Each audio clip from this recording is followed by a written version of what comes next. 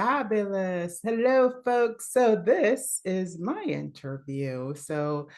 Susie Vine, my amazing business buddy, sponsor of the Voicing Your Vision Summit 2024, an amazing owner of Three Times Less Stress, who is my lovely co partner for our Urban Vision podcast. She is here interviewing me today. We love to mush our genius together with astrology and flower essences and what it takes to be a sovereign spirit mastering midlife and that podcast. So thank you so much, Susie. You are awesome. And I'm so grateful for you today for interviewing me. I appreciate it. Well, I'm absolutely thrilled. I'm thrilled to have the privilege, the honor to let people get to know you a little bit better since you've been shining a light on all of these amazing visionaries that you have brought together for this event. So I'm glad you carved out a little time for yourself, and everybody sit back and enjoy this introduction to this powerful creatrix. As if she needs an introduction, I'm just going to go ahead and tell you a little bit about Monifa because she might not tell you all of this herself. So I want to make sure that you know that Monifa Harris is the creator of the Oman's vocal resonance method. She helps visionaries really resonate with their audience with ease, passion, and presence.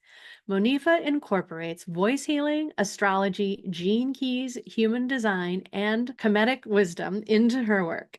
She is also a certified energy coach and gene keys guide.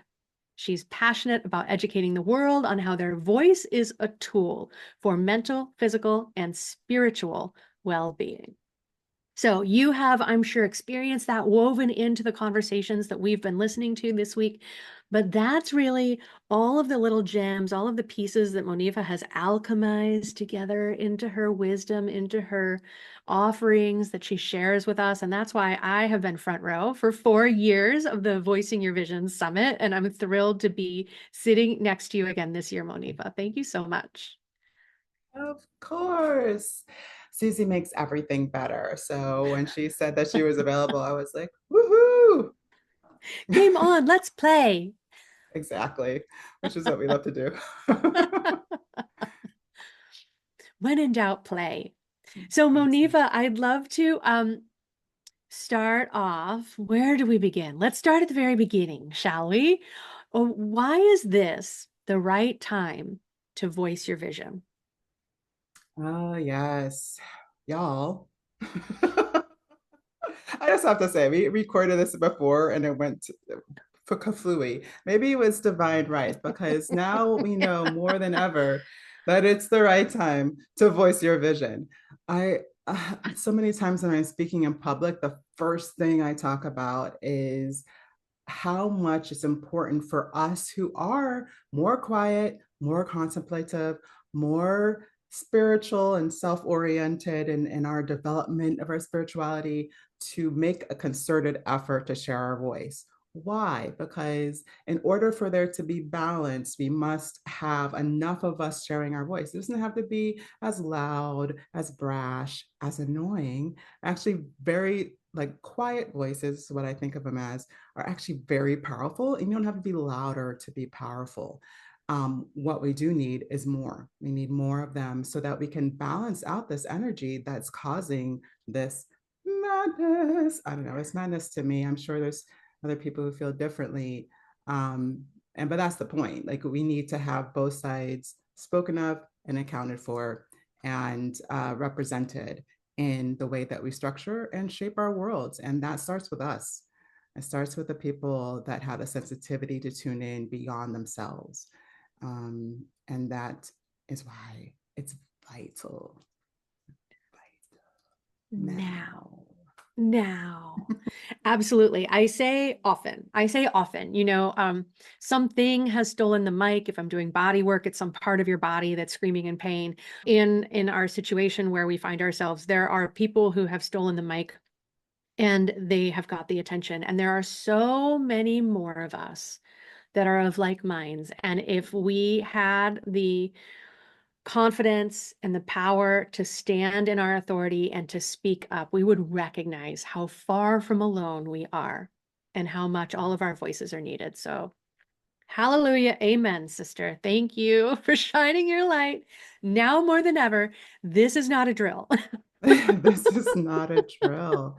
That is so real though, because I think it has lit a fire in us that maybe not would have been lighted otherwise, to recognize the importance of speaking up and to speak with authority, right? And to speak with our wisdom, our centuries deep wisdom that bubbles up within us. Yeah, Mm. it is time to say where we need to start moving forward, to say what is enough, what needs to stop now, and what we can build together if we are willing to do it as a community, right? And I think those who are more tuned in understand the importance of involving nature as part of conversation, involving people that are in the minority as part of the conversation, and involving people with maybe things that we don't understand, that we're still trying to understand about their personalities or the way they live, that's not a reason to silence a human being. I think we understand that in ways that some may not be there yet. Yes, beautiful. And absolutely. As I've heard you say, and maybe this is a great next avenue that we could explore a little bit, it all began with sound, right? Voice is energy. And when we feel like we don't know where to put our energy, maybe this is exactly where we need to begin. It's so true, because the more you speak, and you can talk to like podcasters, there's podcasters that have been going for years before they start developing an audience, right? And of course, there are podcasters, but I mean, there's others. And they never show their face, right? That's especially in the beginning, it wasn't a video accessory thing. And what the difference is that those podcasters learn to listen and appreciate their own voice.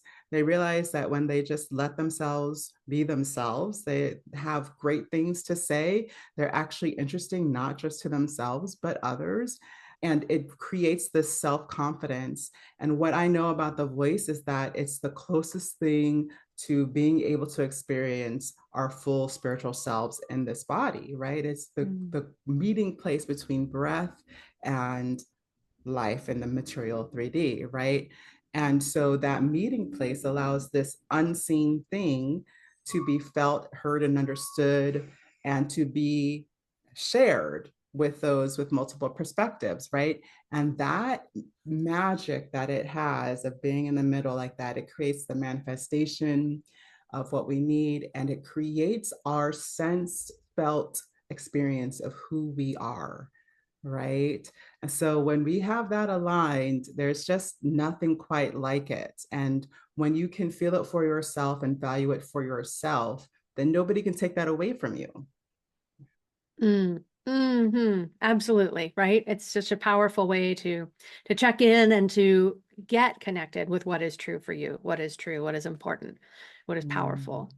And as you were speaking just a little bit earlier in the conversation, you were talking about ancient wisdom.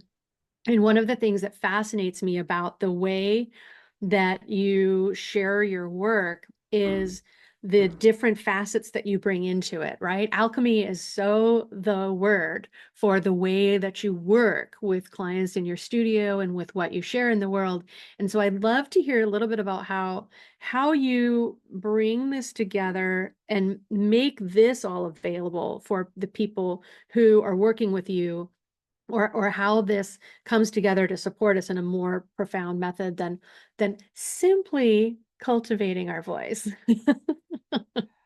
Absolutely. My work has been developed originally from being a singer who had extreme nerves, right? In the beginning, it was just trying to get what I was doing in the practice room to happen on the stage. It was like night and day, and I was like, what is the problem? It's the reason that my steps go in the order that they do, because that first step got me centered enough, grounded enough that I could know whether I was fully present to what needed to happen on stage and what I was trying to create. And it also immediately brought down the nerves. And I found out later that it was tapping into the vagus nerve system, and it was allowing me to tone my vagus nerve to practice in the way that I had been practicing. And it was so interesting because in the beginning, it takes 45 minutes to warm up to sing opera. And then slowly it became the practice of just a few things. And that I knew that if I did them in a way that was centered, which I didn't have these words before, but like this way that I was centered and aware, that I would come out the other side with the full range of my instrument and the capacity to use it in a creative way, right? And so a lot of that got built into the Oman's vocal resonance method. And that is the core of the work. But I've gotten downloads and I've learned so many beautiful things about energy and gene keys and so many other things. So what I have learned about energy, and the download I got, it was actually gene keys. It was just not in the full form because it was my first download. I didn't know what was going on. And so I didn't even recognize it until 3 years later. And I had been working with gene keys the whole time. And so what I recognized was the correlation between the voice and how it's the vibrational aspect of being human. And it's something that Richard Rudd talks about constantly in Gene Keys. It's in so many of the keys in the descriptions. It's the fifth line in the purpose key that he has in his hologenetic profile. It is very much a part of the framework of how we are acting in this material reality. So in that understanding, I knew that in the same way, again, that we feel our voices and that we can get present to what it feels to be aligned and resonant, and then align and resonant with the things that we're connecting and communicating with, that we could do that same thing with the perspective of what is showing up as shadow and what's showing up in our genius or our gift of that practice. So I made it boom, in part of my vocal alchemy process, which is all about creating a space of healing and transformation with our voice. And it's not just our voice, it's our vibration. But to me, the voice is the translation of our understanding of who we are. So even when we're not speaking, our energy that's being driven by our DNA and who we are meant to be, that is also voicing even when we are silent. So Mm.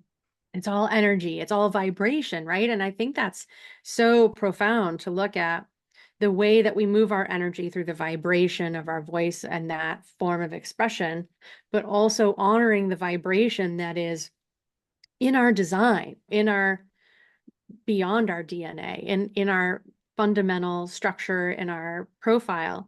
And I love how you shine a light on that. So because sometimes I think we try to fit into a form that we see work for other people.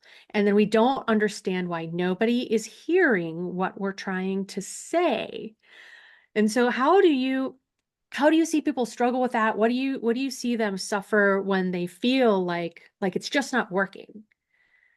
yeah, well, and that's the thing, is I feel that on a regular basis. So those are the things that I am helping people orient to, because otherwise I would never show up for anything. I would not be talking to you people right now. Like all of those things would not be happening because my natural orientation is just towards silence and to learn, right? And so I'm always wanting to read and all this kind of thing. And the difference really is being able to be myself, right? And so, what does that mean though? I think a lot of people, because of the way that we've been conditioned by family and society, that a lot of us don't even know what that means. And we're still learning. We're understanding that and we're learning and we're developing that. And in the meantime, it's really about looking to see, how am I feeling? How am I doing? Right. Mm. And that's what I love about the work, is because that's the orientation is okay, let's be here while it's uncomfortable and in your beingness and with or without air, right? And accepting ourselves fully as we are in that moment. And so that's what I'm looking for people to be able to have that experience in the practice on a regular basis and to apply it to as many things as possible. So I've just found the areas in which they've enjoyed it the most. So right now it looks like the business container and helping people to structure. It's not like a bunch of business jargon. It's just the energetic understanding of what it takes to have a supportive space. Yeah. Mm. That's lovely. And I think that it's such an empowering and confidence building aspect, right? Because when we see results there, when we get aligned and our voice is authentic, and then suddenly we are having impact in that professional aspect, then we have permission to take more time to do more of what's working, to dig a little bit deeper and do the things that actually help us to move forward and evolve. And so I think that's really fascinating that you've discovered that that's where people are willing to maybe put in the work because they feel like they're going to get returns sooner.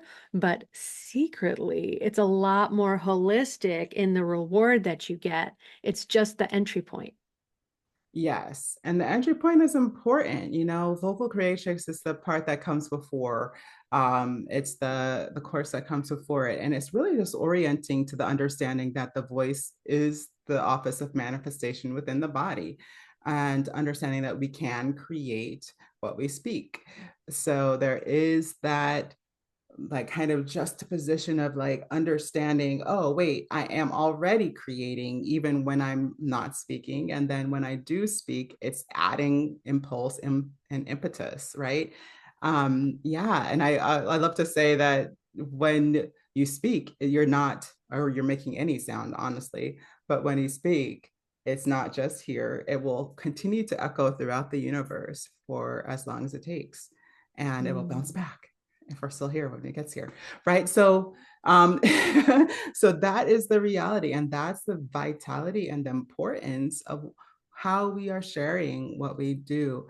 And on the other side of that, to make it like, I know sometimes pressure silences me too, so like if it has too much pressure to understand, then we understand that we still have time, we have time to share in big ways, right, with our voice and what we want to do, and think about it and make it happen for what's next. That's why I say it doesn't matter how many people really hear you, right? Because especially in the time of recordings and putting it online, somebody is going to cross it eventually, right? And so the more important part is to say it and like worry about the numbers later, right? And then that impetus and that mark in the ground, that stake in the ground of what you want and what you desire is going to start to attract. And the more you do it, the more it'll attract, right? But if we're always waiting for like the million subscriber level, then we to feel like we're successful, then we're not honoring like the power of what's there already and what it's already accomplishing, whether we can see it yet or not. Mm. I love it. I love it. And I love that you're speaking to, right, how much effort we put into things, that goal, the vision, the, passion that we're pursuing, and effort and labor. And I think it's something that people really struggle with. A lot of people, and I experience it myself, we get into this space where we want to create our own enterprise. We want to have time freedom, money freedom, freedom. And how do you help people that you're working with not just create another job for themselves when they're pursuing their passion? Yeah, by helping that understanding of what it is really for, right? For most of the people that I work with, it is about what they are doing with their life. It's about their life purpose. It's about what they get to be known for when they go, right? Because if, for the people that are showing up and that they know they have something they want to share with the world, and they know it's important for the world, the other side of that is knowing that, oh, I'm not just clocking in every morning. Like, yeah, it's something that I do, and I'm appreciative of the work that I have. And this is not my life. Like, this is not the only thing there is to know about me. So when we take that time and we put that stake in the ground, then we can understand that, oh, there's jobs for jobs, and there's me for who and how I want to show up for the people that I love and for the world that I live in, right? And so then when we understand that that is, that's our birthright. We get to be what we're here to be. That's literally why we're here. And the world's going to get it from you, whether you do it or not, by the way. It's whether you get to enjoy that they Mm. get that from you. And when you get to enjoy it, then you get to create how people are receiving it. You get to, orchestrate the experience so that it's exactly what you want people to know about you, right?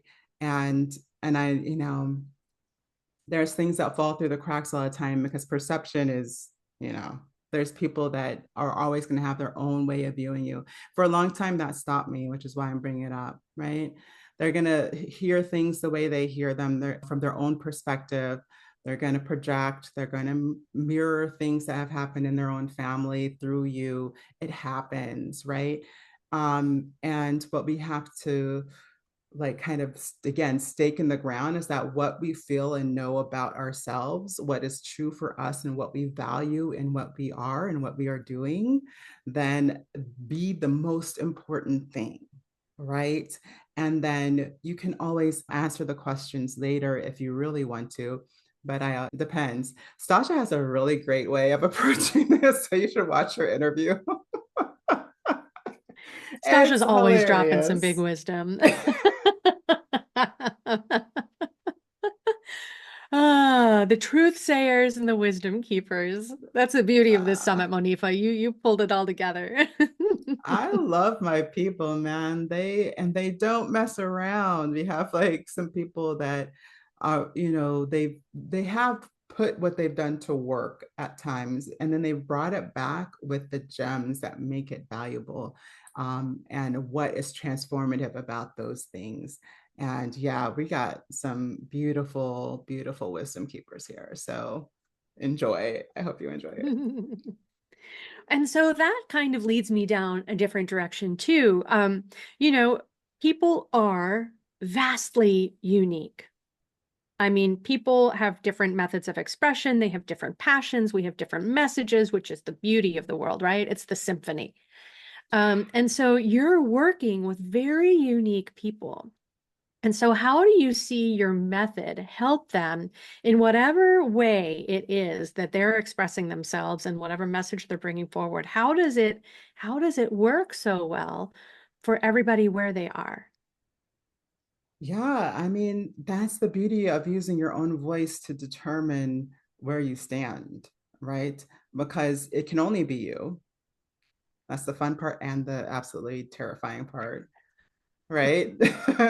So a lot of people run away from it's just that they have to face themselves, right? And what happens is that everybody has their own reactions, tendencies, and different parts of the pattern. And when the pattern is what I break down in alchemy, is what we're talking about is cycles. It's what's happening in the breath to voice cycle and that creation moment of when we manifest sound. And it's everybody has their own little hiccup point. And it's very interesting to me because it's almost like I don't know how to say this, but it's almost timed. Like if I were to chart it out in degrees on a timeline of what circle creates the wave, right? It would be at the same set of degrees almost for every person, but in every person it's something slightly different. It can, and so what I break it down to in my understanding technically is the phases of the cycle. So if you think about seasons, it's the same kind of concept, but kind of what is orienting, what is orchestrating, and where is our mind in those moments? It's interesting.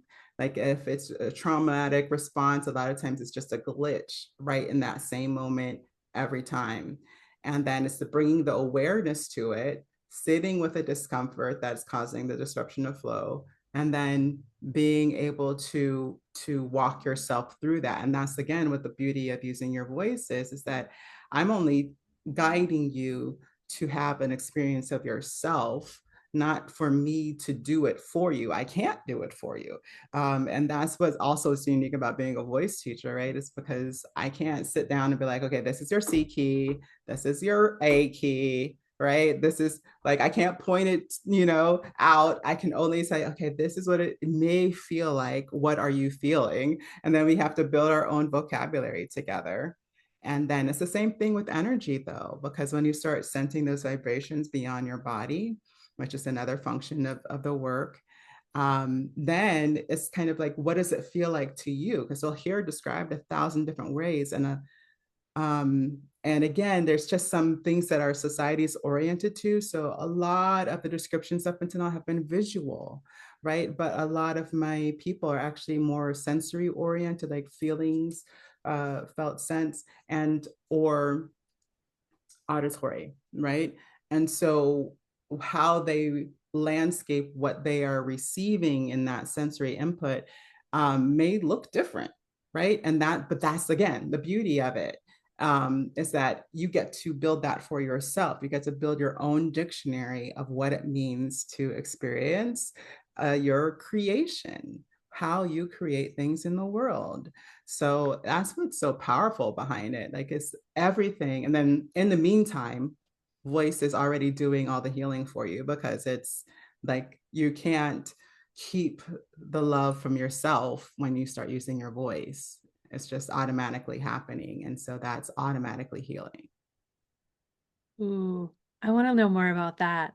How that voice and expression helps to foster the love that is really that healing tool, that fuel that we run on, right? If somebody was to sit down and think about the practice of self-love, we get stuck. We're not doing Yeah. it right. Who am I? I have other things to do.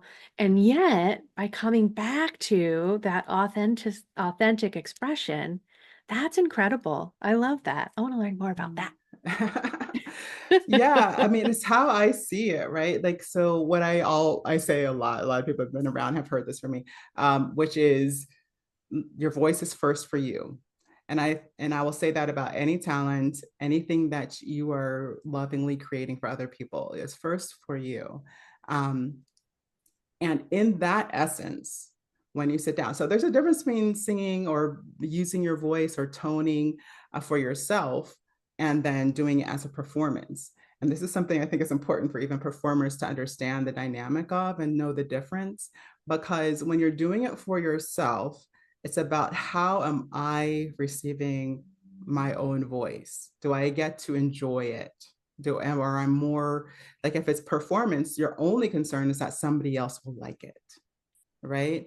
And I'm not saying, these are extremes, and that in that orientation to self and this feeling your own voice and what's happening in your body when it's happening is a form of love, because that vibration is that energetic awareness, right?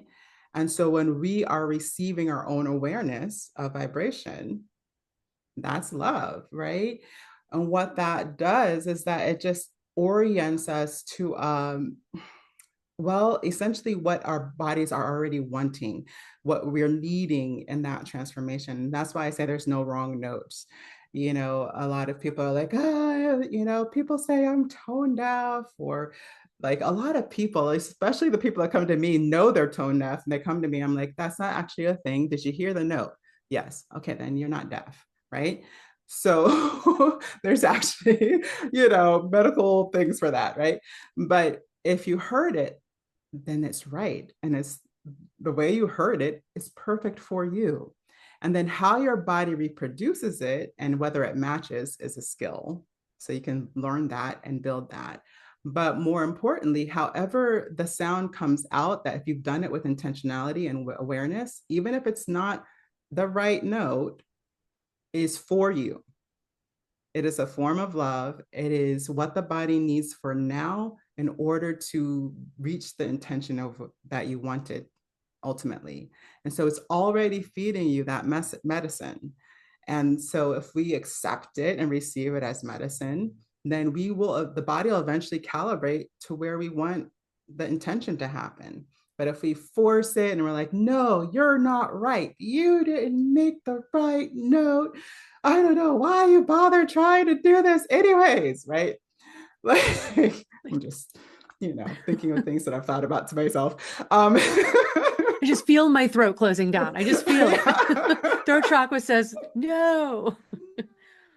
um, like, if that's the only thing that we're doing, is all we're doing is this, like, silencing parts of ourselves and saying that there's no use for them, right? And that's something, it's like very personal to me, as for the way that I teach. I'm like, do not do that. At minimum, it's teaching you what happens when something is being expressed in your body and it feels like it felt, right? At minimum, it's teaching you that lesson. And it's the same lesson we've been told about, like, failure is not a lack of success type of feeling, right? Like, it's just a lesson on the road to success that's going to get you there in the way that you want to experience it. So yeah, so it's that same lesson, but that's what I love about voice. Like, all my lessons come through vocal expression, just because of how much I've had to learn about it for myself. Well, and I think that that is absolutely true. The thing that we feel called to move out into the world is the lesson that we most need to learn, which is what makes powerful teachers and guides, because we still know that feeling. We still have been in that space. So that's how we can keep people from giving up. It's so worth it. Absolutely. It's Keep so aiming for the worth it. breakthrough. It's so worth it. I mean, I can't tell you how many times people have given me words that I have always dreamed of hearing since starting this work, which is my purpose work, right? And it's always boggles my mind, because I'm like, that can't be correct. I still, and then because I still have those moments when I look back to a video I did like yesterday, and I'm just like, wow, could I articulate? Could I like finish a sentence? One of those things would be fine, like, so I'm not removed from the experience of the people that I help through. I've just learned a lot about it. And I know what works and what does not work about shifting those outcomes that we would like less of. Yes. Well, I think the fact that you are a lifelong learner is a big part of why we keep coming together and having so much fun together, because there's so much joy and discovery and exploration. So I think Absolutely. we resonate on that level for sure. And you were talking about cycles and the power of cycle, and that is something that you have really taught me to honor in myself. And I think it's so empowering for people to recognize, right? We think that growth is linear or we're not doing it right. And so I love the space that you help people find, the grace they can give themselves when you help them understand we are in a cycle at all times in so many different aspects. And so you talked a little bit about that already, but if there's anything more you can share about that, about understanding and honoring our cycles, that I think Mm. I think that's so helpful to help people recognize, right? We are on the journey. It's not how far we are from a destination, because the destination is not the point. Oh, not at all. And often we can put ourselves in a downward spiral. So, cycles are just another version. So cycle is the circle of the vibrational wave, right? So it's that same up and down aspect. You have to return to the point of which you started in order to complete a circle. And for a cycle, it's going to spiral one way or the other, because we're human and things are moving, right? So it's going to spiral up or down. And so oftentimes we're approaching that point, and we put ourselves in a downward spiral by saying that, oh my God, it's back again. I'm going to fail like last time, right? Um, and so we freak out and we put on the brakes and we keep our energy from moving. And it just causes that flat line that does take us below it, right? And so one of the beautiful things is that you can practice this with voice. You don't have to do this over and over in your life and keep flatlining. out of your evolution. You don't have to do it. Because what happens when we can recognize it as the return of the phase of the cycle of the beginning, right? Then we can say, oh, it's that phase again. You know what I know about that? Recognition puts us above it, right? So then we're on an upward spiral of evolution we desire. And that is what's most important to know about cycles, is that they are there to remind us of what we can grow up from, and not to dissuade us from growing. And it's only what we contrive about that happening that keeps us from going for it. And so essentially speaking in public or singing in public. And it is the biggest fear. So if you can face this fear and see the upside and allow for the evolution, right? Then you can do it in most places, especially if you have some form of trauma around your voice, right? So it's so important. It is so important to know that, because now you don't have to be down on yourself for what doesn't go right. Now you can just be like, oh, yeah, I remember that. I learned what happens about that. And now I can apply what I've learned. And it's a wholly different thing. And the other part about that is just that it's a natural, downward is natural, it's down and up is natural. Okay.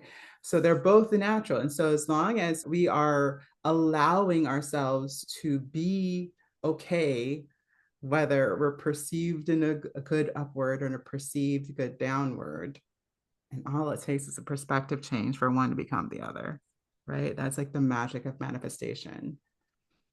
So whatever that is, when we embrace it, it becomes the upward. And we're so like, if we're like, oh yeah, that's that old dear friend fear. Come here, guy. you know? Um, but and then also that when we are done, we're done. At the end of a cycle, it's the end. So put it to bed. Like winter is, there's a winter part of every cycle. And so put it to bed, let it go, let it go. It's the biggest lesson of the phases. So again, as soon as you let that go, you're allowing it to evolve, because it's going to create a dearth that feels like emptiness. And depending on what perspective you are in, that can be a good or a bad thing. It can feel like freedom, or it can feel like chaos, right? And so when you're in that dearth, if you just allow yourself to be there, then the shift happens that helps you see the evolution, right? Again, and that's one of the reasons why some people get a little uncomfortable with the practice, because when you're at the end of your breath, it's the winter part of the cycle, and as long as you can stay there, is as much as you will allow yourself to evolve, you know? And so it really is the practice of sitting with that discomfort of not knowing until the light comes, until the wisdom comes through. So yeah, I think it's powerful practice if you spend the time on it. Mm, there's so much in that. There's so much in that. That was brilliant. Thank you. Thank you. And every time we talk about cycles, I get totally new insights. And I know through working with you and understanding now more about gene keys and the shadow, right? Just as you're talking about when you're in the cycle, if you start putting on the brakes, if you start judging it, if you start trying to be afraid of the shadow or push it away, that puts that absolutely puts the brakes on. It stalls you out, right? And so that perspective is really what I wanted to put a highlight on. The perspective is so powerful in accepting where you are in the cycle so that you can keep moving through it, so you can embrace the process. Yeah. And the faster you embrace it, the faster it happens, right? It's like that. And if you practice meditation, then the first 1,000 times you're just like, oh God, is it over? And then there's a moment where you finally just let go, because you know you're going to be there for a while. And that's the whole point. And so you just let go, and you drop into this space and you're just like, and then you lose time. That's always the time when people are like, oh my gosh, I didn't even realize it was that long, right? And then you start needing to set timers when you had to keep yourself still for days, like up until then. Um, and it's that magic of just like dropping in. And then when we do that intentionally, like through the practice, it's just giving us this momentum of, and then you can just drop and then you get into that place so quickly. But it does take practice because in the beginning, it's just so uncomfortable. You do not want to settle. It's kind of like every fear in the world is in that like absence, right? Of sensation feeling. So the Mhm. little, they call it amygdala No. is like, no, Yep. no, no, no, it feels like that. No, I don't feel like it. No. Push away. Push away. Where's the exit door? Exactly. And it's interesting. Sometimes people take a while just to come in, right? To come into class or to come into their first session because there's something that tells them that there this is going to be different and this is going to, I don't know if I'm ready yet, you know. And it's okay if you're not ready yet, that's okay. But I think just knowing that it's something that's enticing you, and they tell you to go for what you're afraid of, it's the fastest way to evolve, right? I didn't believe that for a really long time. I'm almost convinced. We'll see. But, I'm a big believer in feeling good about what you're doing next. And the way you can embrace that is like, you know what? Yes, this is a fear I'm ready to embrace and to find out what it has to teach me, you know? Mm, the things we can learn. Thank you, Monifa. This was so much fun for me. Thanks for letting me hop on and share the mic with you in your amazing event. I'm so excited to see it all come together now and hear about what everybody's taken away from it too. Thank you. Yes, of course. And thank you. Thank you. Thank you so much. And yes, and everybody enjoy the summit. There's so many amazing speakers. The wisdom is untold. It's like just acres and acres of wisdom. And then they have given free gifts for you guys. So there's so many goodies to dive into. We've got social media kits, we have health kits. We have so many different things. Oh yeah, and then the desire, there we have the from Artemisa. Like she has such a beautiful way of decoding desire. And so it's basically an exercise where you can go and look at all of your, yeah, sexual desires and see what their hidden lessons are for you, what you're attracted to, what is that telling you? And so it's like a mountain of wisdom. So I hope you dive in. Yes, yes. The VIP offerings are totally next level. Like what everybody's sharing is so powerful. Hearing these folks through the event is incredible. And the opportunity to go deeper with the VIP packages. Yeah. Yeah. It's good Incredible. stuff. It's good stuff. So enjoy. Thank you so much for interviewing me, Susie. And you guys, I thank you so much. And please do enjoy all the interviews we have for you. But you know I'm a stranger, all willing and able to do what you want. You think I'm a thinker, but